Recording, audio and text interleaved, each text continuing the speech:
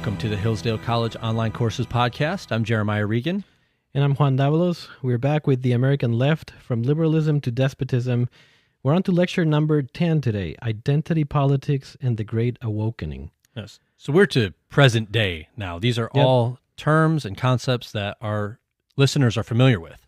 Yeah, and if you remember where we finished the last lecture, at the end of the last lecture, we can clearly see how neoliberalism fails and why it gives rise to populism. The populist movements in the left and in the right. In the right is seen more in the form of the Tea Party movement, and in the left is seen in the Occupy Wall Street movement.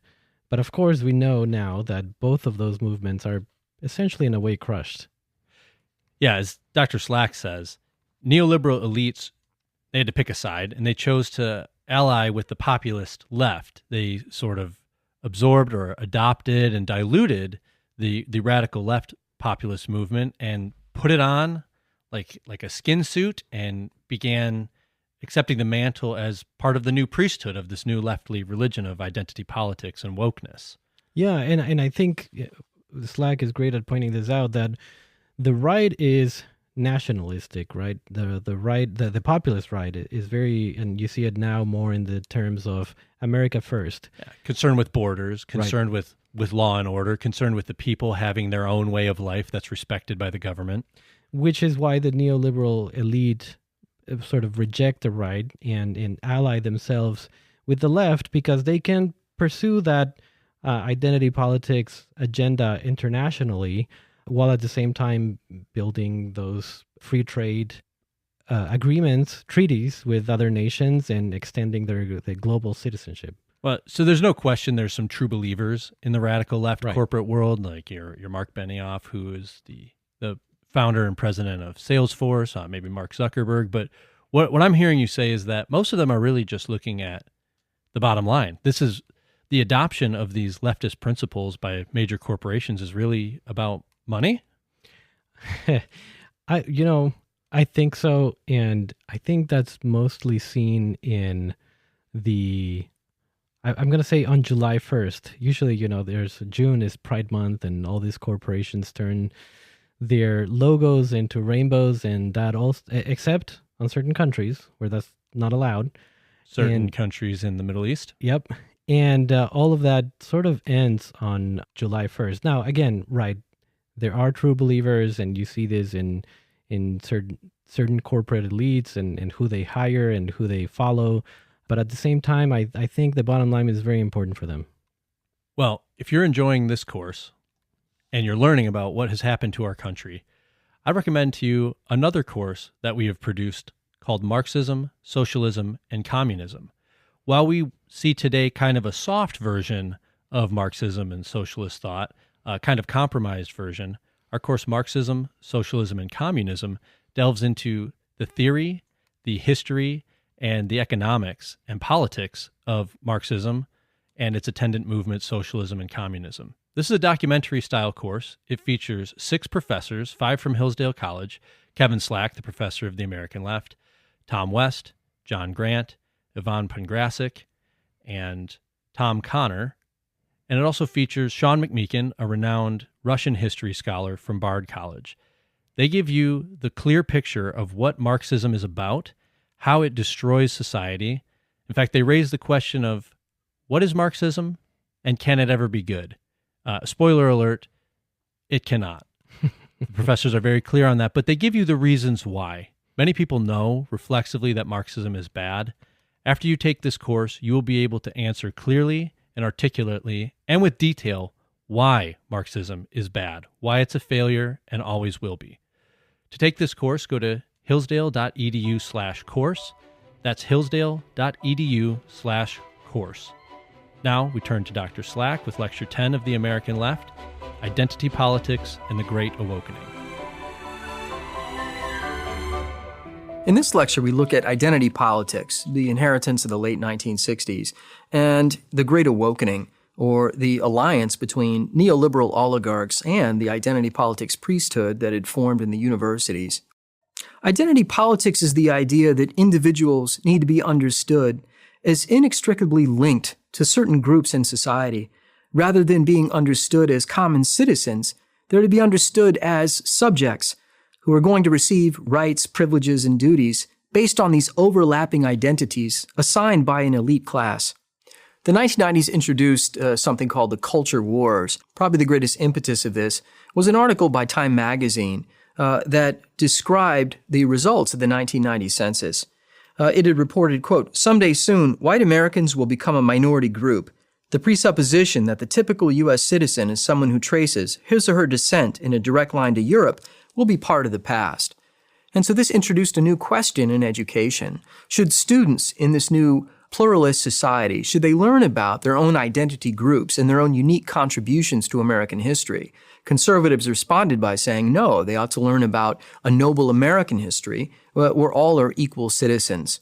In these multiculturalist disputes, centrist liberals, including Gary Nash, who had introduced in part ethnic education, ethnic studies into American history, they were questioned by those on the left, and those who tried to uphold assimilation were branded as racist, even those who wanted to discuss other ethnic groups. And so we find that some of the greatest critics of neoliberals are those on the left. Here you see in American academia the rise of a new progressive movement. Some of its leading thinkers were those like Cornel West and Roberto Unger, who talked about emphasizing race, that race matters. And so those on the left criticized neoliberals like Bill Clinton. Bill Clinton's welfare reform, it was argued, had channeled single mothers away from school to low-paying jobs. Angela Davis, who was still around as she'd been since the 1960s, she fought what she called systemic racism. Black incarceration rates were a form of white supremacy, and blacks in the U.S. prison system were not just part of a private system, they were actually political prisoners in prison for their race. She also blamed the low graduation rates on white supremacy, as well as the policies introduced by neoliberals in the major cities. Coming from that old case, Terry v. Ohio, the practice of stop and frisk was introduced into New York and was credited for lowering crime rates in that city. From the left, thinkers like Noam Chomsky argued there should be an end to neoliberal Western colonialism.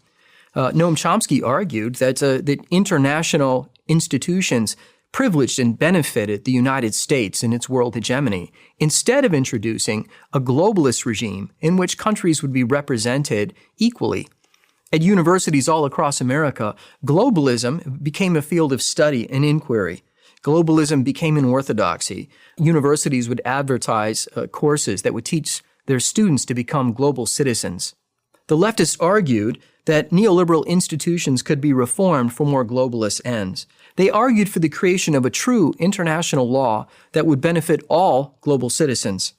They argued that the WTO, or the United Nations, the first introduced for free trade policies, and the second as a forum for nations to engage in disputes, that both of these could be reformed to be far more democratic. The WTO, instead of looking simply at free trade, could be used as a mechanism to introduce fair trade reforms or environmental reforms, reforms that would protect endangered species and the like. The UN, argued Peter Singer, ought to be used to introduce democracy to the globe. Rather, nations should be represented by proportion, by population, that there should be a dismantling of the Security Council that privileged Western nations that had nuclear arms. And so in universities in the 1990s, the academics there, and they began to debate one another, each of these fields, whether it's African American studies or women's studies, became whole systems that used their own jargon to challenge some of their basic tenets was tantamount to heresy. And what they took aim at was Rawlsian neoliberalism, or neoliberalism in general. And they argued that Rawlsian liberalism itself was to blame for inequities in American society and in global society. And so borrowing from critical theory and thinkers like Herbert Marcuse, academics like Iris Marion Young in her book, Justice and the Politics of Difference, criticized neoliberalism beginning with its logic. All Western logic, they argued, was moved by the search for absolute essences and identities. Western logic searches for the absolute same, which logically requires a referent other. And so Western logic thinks in terms of binaries, where those on the left argued the same in Western logic really meant whiteness. And so under the cover of universals, whiteness was able to pose as universal humanity and impartiality in ethics and in morals. For example, neoliberals, who really were an extension of the Western tradition, would talk about meritocracy, or they would talk about universal human values. But really, these were just white, heterosexual Christian values to which all others were forced to conform and to assimilate. The idea of Western logic inexorably led to colonialism and exploiting race and gender groups across the globe, particularly the global South, or those minorities who lived in the United States. In psychology, progressives championed authenticity, not homo economicus, the way the liberals had discussed human beings. The neoliberals had talked about a rejection of the good, but rather, argued the left, they had sneaked in their own idea of the good and how human beings should live. Those in identity politics argued for a self-exploration, to go through one's experiences and to see the presuppositions and the presumptions that one carried with them as they experienced the world that literally shaped their experiences. Insofar as they were members of a particular group, particularly whites, then they could understand that they shared in the guilt of the group and that they had to identify with that group and be directed to proper forms of atonement. And so what was key in the 1990s, it had never really left, was the idea of consciousness raising. And so words like woke are revived. The idea of becoming woke to one's identity and the systems that lie behind the phenomena. And those systems would inform us as to what our privileges were. We could recognize what those privileges are and then confess white privilege and then be directed to different forms of penance and behavioral change. Whites could then be allies in the fight against anti-racism. Those professing no religious preference increased in the 1990s, and that correlated to the increase in the religious teachings of social justice. As the percent of those with 4-year degrees rose, 22% in 1990, 26% in 2000, 30% in 2010, 33% in 2016, so did those professing no religion. From 6.7% in 1991 to 14% in 2000 to 18% in 2010 to 22.8% in 2014. And so in these new religious teachings, one could get a sense of meaning and purpose by identifying in a certain group or unifying as allies with the other. And with the broader utopian promise of being dissolved into a global humanity and even being at one with the environment. It also meant that these religious teachings included the use of fear, not just the promise of hope in the long future, but also fear. Prophets warned about the destruction of all human life. They told young people they needed to act now to save the planet, or else they would reap the consequences of global fires and floods. These identity politics teachings and rituals became the moral gateway to the top 10% of American society. 77% of the wealthiest Americans' children go to Ivy League schools. And this, in every regime, the powerful and wealthy people send their children to the priests to be educated.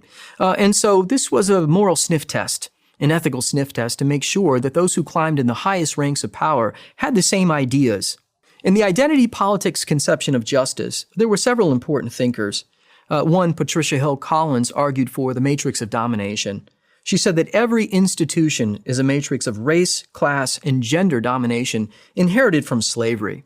What's important about this teaching is that it's not enough to simply say that one is oppressed.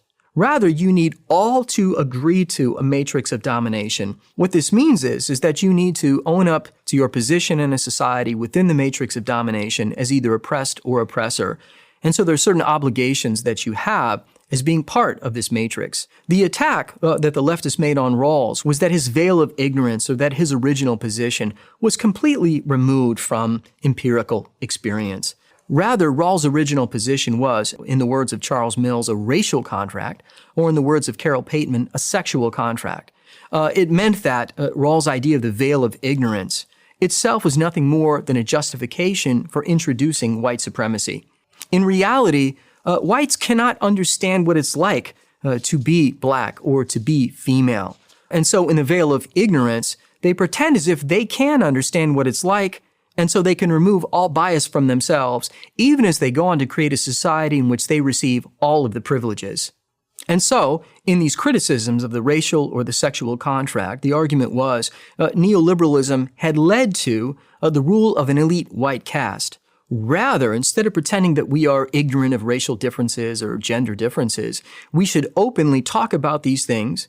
We should recognize the injustices of the past, and we should remedy them by recognizing these identity groups and by empowering them in society. In helping to fill out the systems of identity politics, there were some key thinkers. One of them was Kimberly Crenshaw, a legal scholar.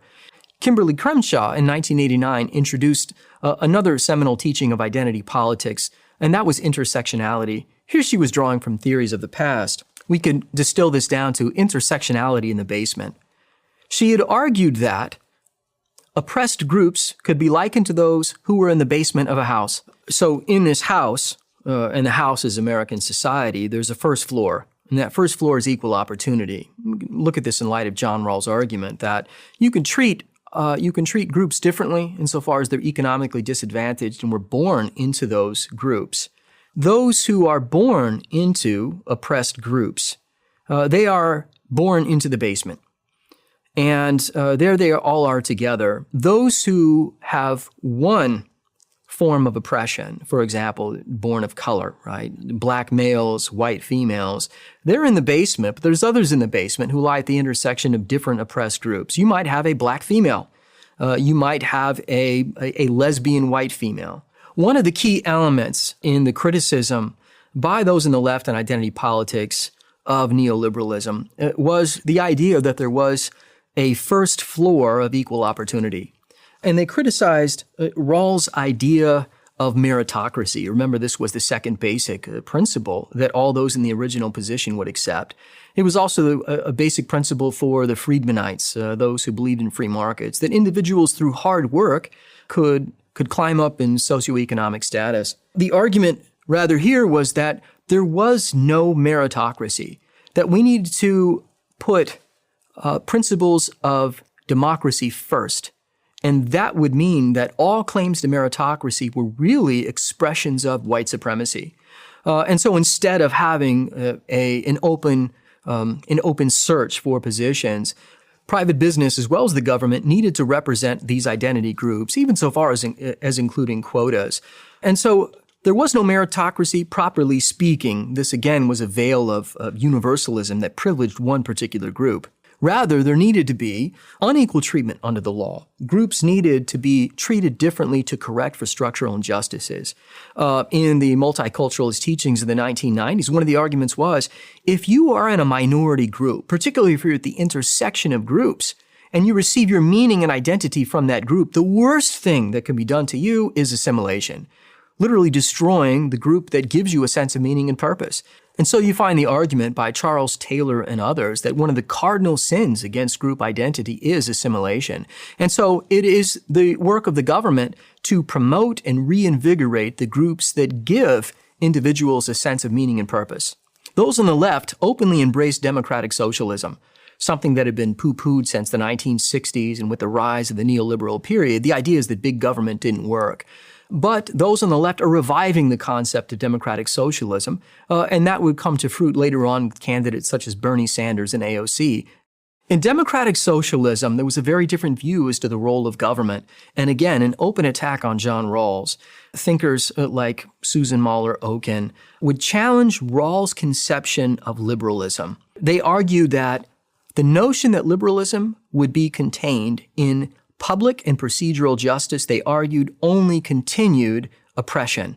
Rather, the function of a democratic socialist state was for government to get involved in those very areas that liberals abstained from. For example, the realm of private life, sex in the family.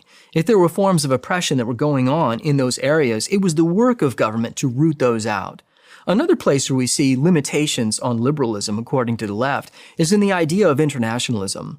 Rawls was an internationalist. He believed in what he called the law of peoples, or the maintaining of people's traditions. And so he had argued against international institutions that would cede too much sovereignty to international bodies. Certainly was against what Peter Singer would call globalism, or one world now.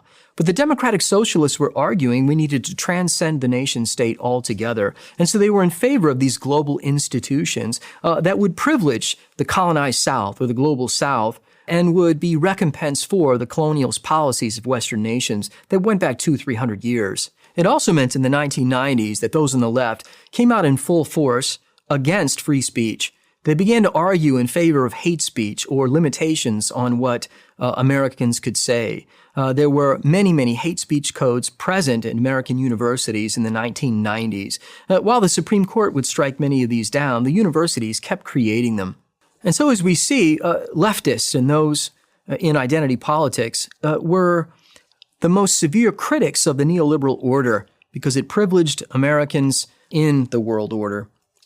So how is it that large corporations who so supported neoliberalism would become so friendly to the identity politics crowd? There's a phrase called the Great Awokening that seeks to explain this. And what it means is that neoliberals would unify in opposition to the populist right on issues of trade, immigration, and war. This is best explained with the populist uprisings following the Great Recession, which began with the housing market crisis in 2008.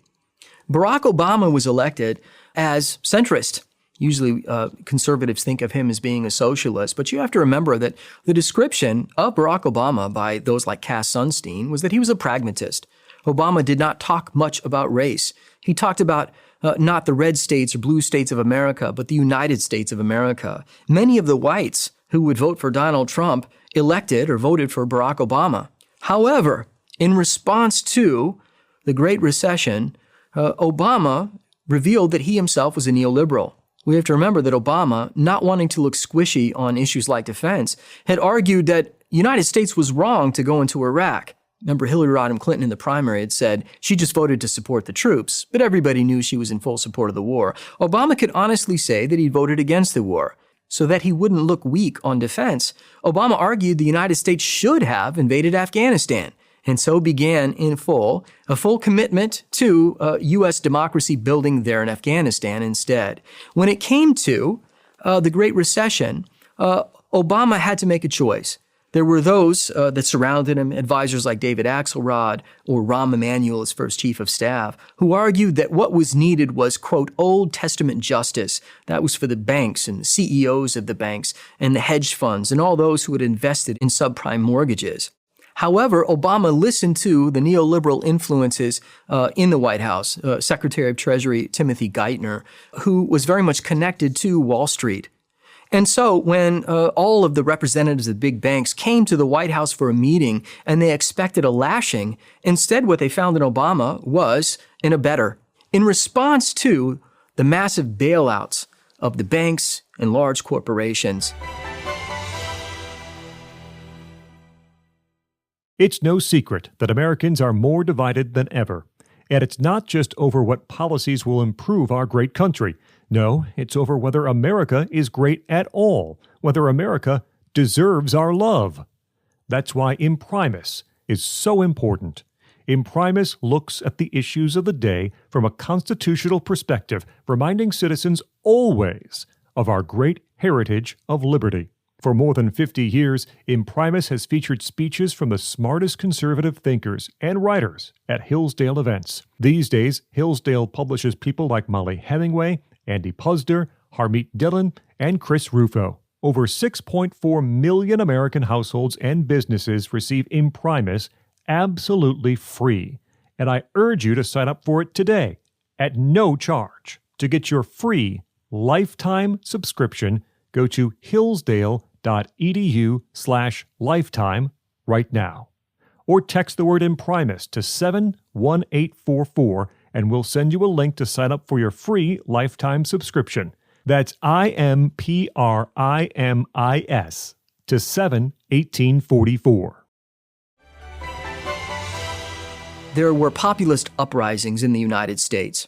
From the right, the argument was all of these large institutions should be allowed to fail, that those who were neoliberals ought to apply the same free market principles that they had preached. On the populist right, new media outlets such as Breitbart News decided that they would take down neoliberals in the Republican Party that they believed had not benefited the base. Very famously, Breitbart News sensationalized the efforts of the Gang of Eight and other Republicans for another amnesty on immigration, and they attacked Eric Cantor. which had never been done before, that they primaried the House Majority Leader, and he lost. And for the first time, the Populists in the Republican Party, going all the way back to what Kevin Phillips had argued about the Republican Party in 1982, and which had emerged momentarily with the 19% of Americans who voted for Ross Perot and economic nationalism in the 1990s. For the first time, the Populists seemed to be taking over the Republican Party, and they challenged all of those that they called conservative Inc., who were running the party that they argued didn't have the base in mind or its interest in mind. Neoliberals like Thomas Friedman, in response to the Tea Party victory in the midterms of 2010, called the Republican Party, along with Obama, the party of no. And all of those Tea Party Republicans in the Freedom Caucus refused to work with Obama. They argued that Obama had refused to actually court them or work with them, that he had rushed through the Affordable Care Act, a very controversial, unwieldy piece of legislation that only Democrats had supported, even though it would very much change the landscape of healthcare in America. Thinkers like Thomas Friedman had argued very publicly that, with the rise of the populists in the Republican Party, nations like China were far more democratic, and we would be much better off with one-party rule that ignored the base of the Republican Party. The radicals who gathered at Occupy Wall Street were influenced by two new theories that I think would go on to become very important, particularly in the creation of BLM and Antifa and these other organizations.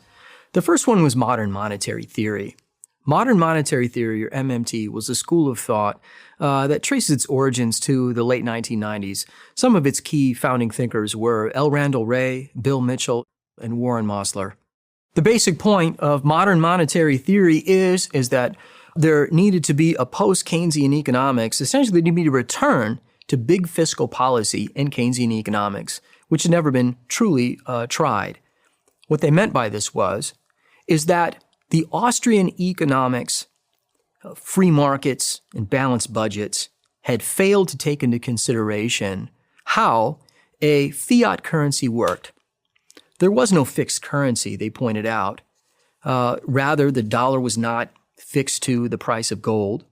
They considered American economics really in terms of an accounting identity, considering the amount of dollars in circulation abroad in trade, the amount of dollars spent by the U.S. federal government, and the amount of dollars in circulation because of private business.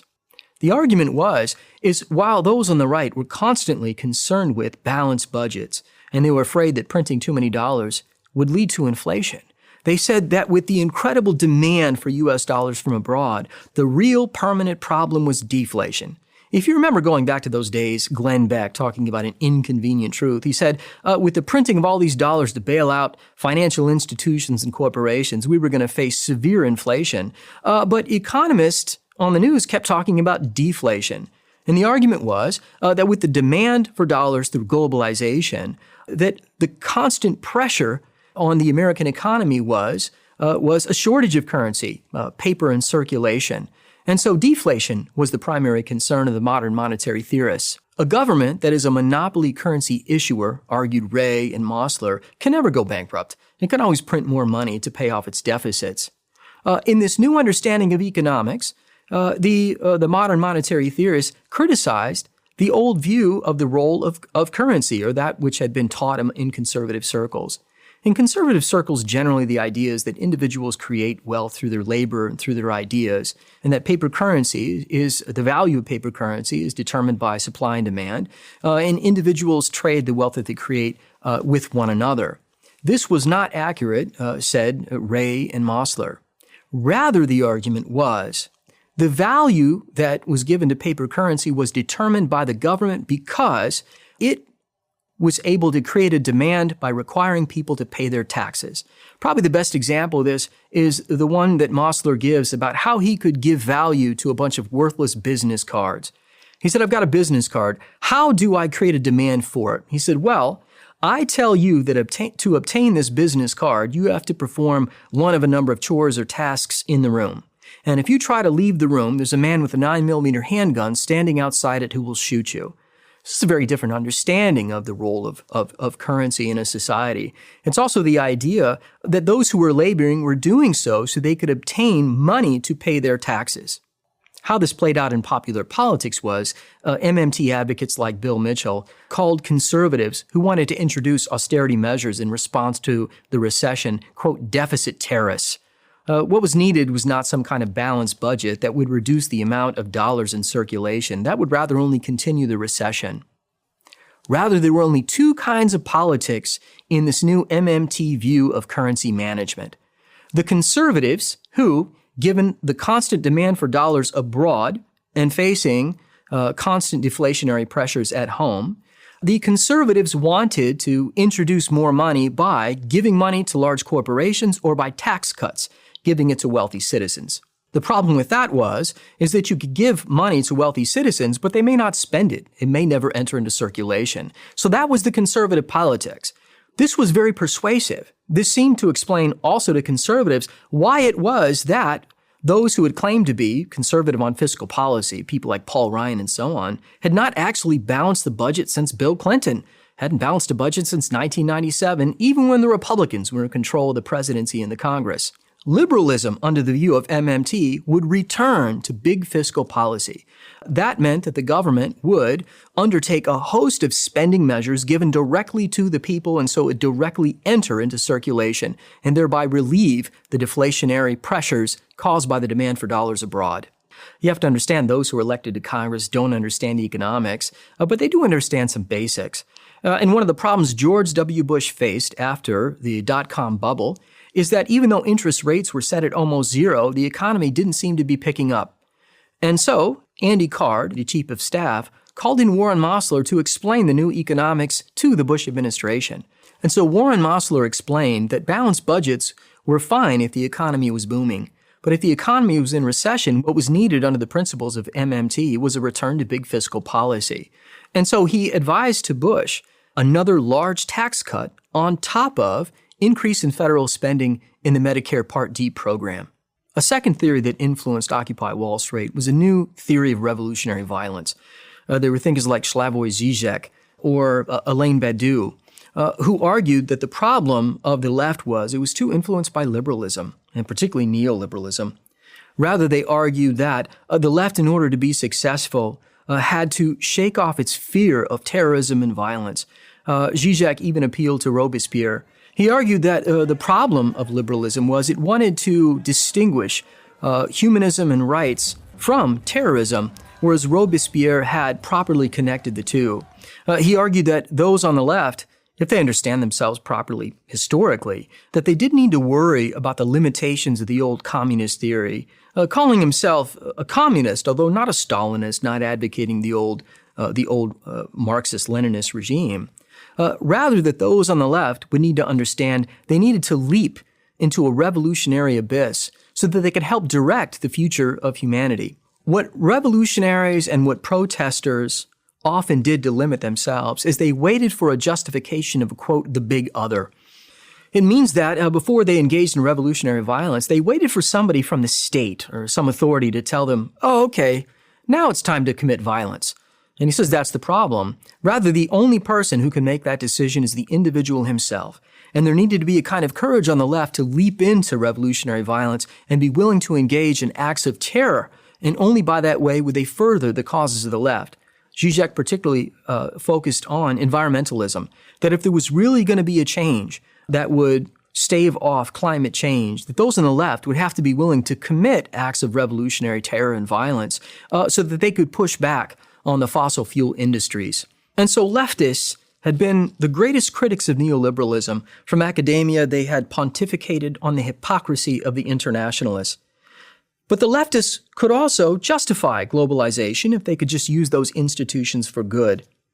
And so in what's called the Great Awokening, the neoliberal oligarchs are faced with a choice. Looking at the populist revolt on both the right and the left, and on the conservative side, realizing that all of their justifications were gone. They had no legitimacy of those primary conservative schools of thought. The neoliberal oligarchs are going to side against the economic nationalist as the populist base in the Republican Party, and they're going to side with identity politics. From the vantage point of the neoliberal oligarchs, there was no going back to an industrial economy. Those jobs aren't coming back, they argued. Nor could you put political power into the hands of those who didn't properly understand the American economy and the global economy and how it worked. And so the only choice was to side with the identity politics priesthood. And that was an easy choice to make. The idea came from watching what had happened in these leftist popular protests going all the way back to 1999 in Seattle. It was at that protest against the WTO where we first see the emergence of the progressive stack. And what this means is that those who championed identity politics for minorities and for women attacked those who were protesting the WTO for prioritizing white males and giving them a voice. This took root in Occupy Wall Street. And in this progressive revolutionary stack, white males who already are born into privilege would have to defer to those who were oppressed and allow them to vent or to stack first. Large corporations saw this and they realized they could easily buy off leaders in identity politics. They donated large amounts of money to social justice campaigns, Black Lives Matter, and other groups. And so oligarchs saw that they could divert populism by appealing to race and gender identity. And so in what's called the Great Awokening, neoliberals and the oligarchs would take a hard turn left in supporting and sponsoring identity politics. The New York Times reference to leftist terms tripled from 2011 to 2015. Some of these words were patriarchy, mansplaining, toxic masculinity, whiteness, non-binary, and racism. Obama, being frustrated with the Tea Party, which he called the party of no, had had enough. And so Obama himself took a radical turn left in sponsoring the gender and race identity politics. Obama switched, he said he'd evolved in his views of marriage to now support gay marriage, women in combat, and trans rights under Title VII. In 2015, the Supreme Court in the Obergefell ruling argued that same-sex marriage was a constitutional right. What's interesting is this was not democratic. Of all states, one of the most liberal, California, in Prop 8, had actually voted in a popular vote to bar same-sex marriage in the California Constitution. This simply wasn't defended by the California Attorney General. The EEOC, following the ruling, extended gender identity and the concept of gender identity. In 2016, the Department of Education and the Department of Justice sent the first, quote, Dear Colleague letter to schools. And what that said is that schools needed to respect trans identity. There was a famous case in northern Illinois where a public school would have to allow males who considered themselves females to shower with females. And the threat was they would revoke federal funding from the school unless they complied. Obama also tacked to the left on race. In 2012, Trayvon Martin was killed. BLM was founded in 2013. The Ferguson riots followed in 2014 after the death of Michael Brown. The argument was, and was made popular by Ta-Nehisi Coates' bestseller, Between the World and Me, is that police officers, even black police officers, were hunting black males for sport. The acceleration of identity politics would also require an increase in the number of compliance officers who would secure it. In 2016 at Harvard, there were more than 50 Title IX coordinators. There were 30 at Yale. From 2011 to 2015, colleges spent more than $100 million on compliance. From 1997 to 2018, the EEOC handled 1.9 million cases of discrimination. Most importantly, what you find on the left is the argument that open borders ought to be pursued as a form of racial justice. The argument was that colonialism of the West required a remuneration to those who'd been discriminated against, even if they hadn't lived in the United States. The argument was very openly made. There needed to be an importation of millions of illegals, and that politically these groups needed to be represented. California introduced a bill where a third party could cast a ballot for a voter. This is often called ballot harvesting. The greatest threat to the neoliberal oligarchy was the election of Donald Trump that very, very few saw coming. With Trump's victory came what was called the resistance. Those in the bureaucracy openly opposed Donald Trump. There were those in the Pentagon who openly admitted to deceiving Trump as to the number of troops that the United States still had in Syria so that he could not remove them and bring them home. Trump challenged the neoliberal oligarchs on trade, immigration, and war. Those were the three prongs of his platform. From the very beginning of Trump's presidency, there were hoax that circulated. The Steele dossier, which was funded by the Clinton campaign, or the hoax that Russians with $30,000 worth of clickbait had shaped and determined the election. In 2020, the oligarchs had a real problem. And that is, as the economy was booming, things seemed to be doing well, and Trump was scoring very highly in the polls. It looked like Trump would be reelected. In 2020, in part because of Trump's unwitting compliance, what we see is the appeal to those two sources of authority to justify a crackdown on Trump's core constituents. The first is COVID-19, and the second is identity politics. In what the scholar Angelo Codevilla called the COVID coup, the COVID pandemic was used to crack down on many American civil liberties and to destroy the American economy. The claim was to follow the science. But in reality, science itself had become a cartel. It was not the case that researchers would openly challenge the focus of the research. In doing so, they would threaten the billions of dollars that went to researchers, and it would be those in the universities, those scientists and those academics who procured the monies that would be the first to fire those who spoke out against the use of that research. It was also the case that China had become a major component of U.S. Scientific research. Why? Well, because universities could outsource to China. They could engage in very expensive gain-of-function research by hiring Chinese who would take cost-cutting measures. They also welcomed in large numbers of foreign students, particularly the Chinese, who would attend American universities. Ironically, many of those in the media and in politics looked to the Chinese to lead the way on the response to COVID.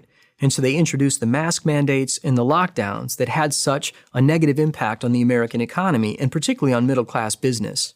Under the claim of fighting the COVID pandemic, Americans found that all of their key rights came under threat. They found that they had no free association. They were ordered to mask up in their own homes. They weren't allowed to exercise freedom of religion and to attend church. They found they had no freedom of speech. The monopolies that had formed in the media were used to censor those who disagreed with the authorities on COVID, even though many of the things that they said turned out not to be true.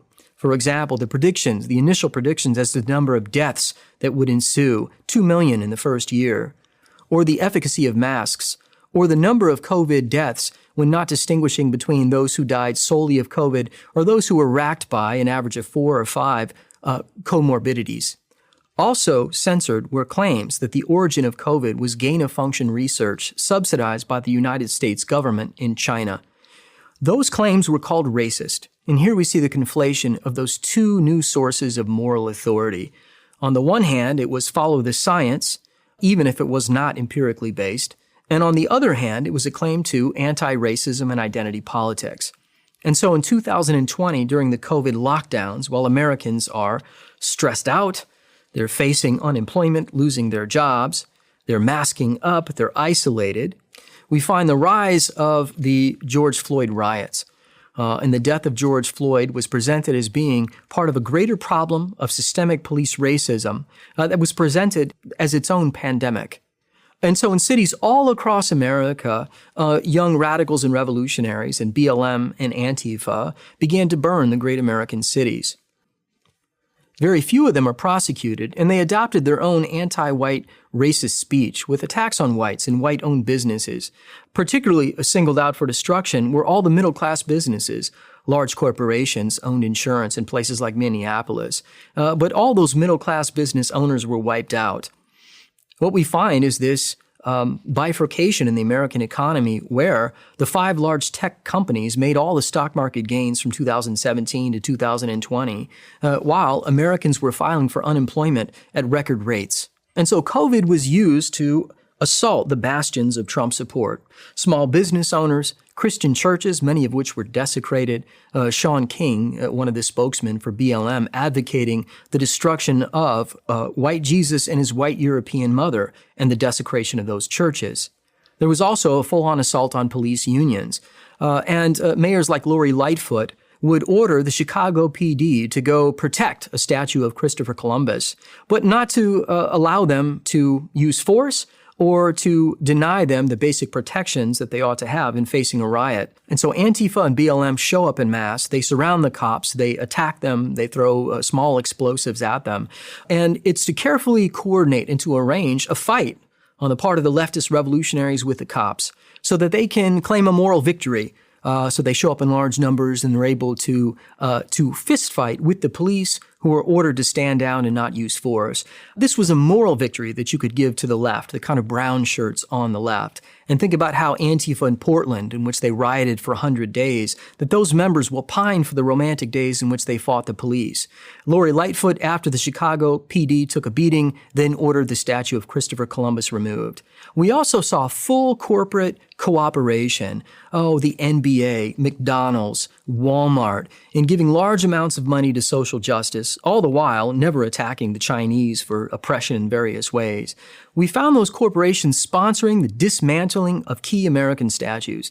The Nancy Pelosi, who argued that the January 6th quote-unquote insurrection was a violation of our temple of democracy, was able to shrug off the tearing down, the toppling of statues to American founders and even abolitionists, so long as they were all white. We saw an increase in the role of United States intelligence agencies. Homeland Security declared that white supremacy was the leading terrorist threat in the United States. One of the key theories to emerge was this little-known figure, a member of the World Economic Forum named Klaus Schwab. He is often compared in his looks and his speech to a James Bond villain. Klaus Schwab argued for a Great Reset. What that meant is all of the neoliberal oligarchs in partnership with identity politics could use COVID-19 to get back on track to globalization and globalism. But what they needed to do was to defeat the populist uprisings that were taking place in Western countries. Moving into the 2020 election, the Democrats would sponsor the most radical platform they had ever sponsored hitherto. They argued for free health care for illegal immigrants, for the naturalization of 22 to 30 million illegals. They argued for dissolving ICE, for defunding the police, ending the Electoral College. They argued for stacking the Supreme Court and for adding new states to the Union. The man that they selected was a man in cognitive decline, and yet they understood that Biden would be more successful with middle-class white voters, those in the blue wall that they had disregarded in the election of 2016. The key decision that secured the election for Joe Biden was the violation of many state laws in providing mail-in ballots were issued out in the millions. And you found very wealthy donors, those like Mark Zuckerberg, who has a 1,600-acre hacienda in Hawaii, for which he thanks the indigenous people, who funded the election and the campaigns in places like Wisconsin in very questionable ways, the Zucker boxes that were set up, and the runners who would run ballots multiple times throughout the day to those boxes. So we concluded this lecture with the Great Awokening, this alliance between a corporate oligarchy and identity politics priesthood that provides legitimacy for those oligarchs. In the next lecture, we'll look at the conservative criticisms of each of those schools of thought and maybe some possible solutions as we move into the future. Thank you for listening to this episode of the Hillsdale College Online Courses podcast. If you want to continue learning about the history of the American left or other topics, please visit hillsdale.edu/course. There you will find 40 free online courses, including Constitution 101, The Real American Founding, American Citizenship and Its Decline with Victor Davis Hanson, and many more. The courses include additional readings, study guides, fully produced videos, and you can chat with your fellow students on a dedicated forum. Upon completing a course, you will also get a certificate of completion. All our courses are free because we believe that these subjects will help you in your pursuit for virtue and happiness, and because a virtuous citizen is the best defense for liberty. So pursue the education necessary for happiness and freedom at hillsdale.edu/course today. That's hillsdale.edu/course. Thanks for listening.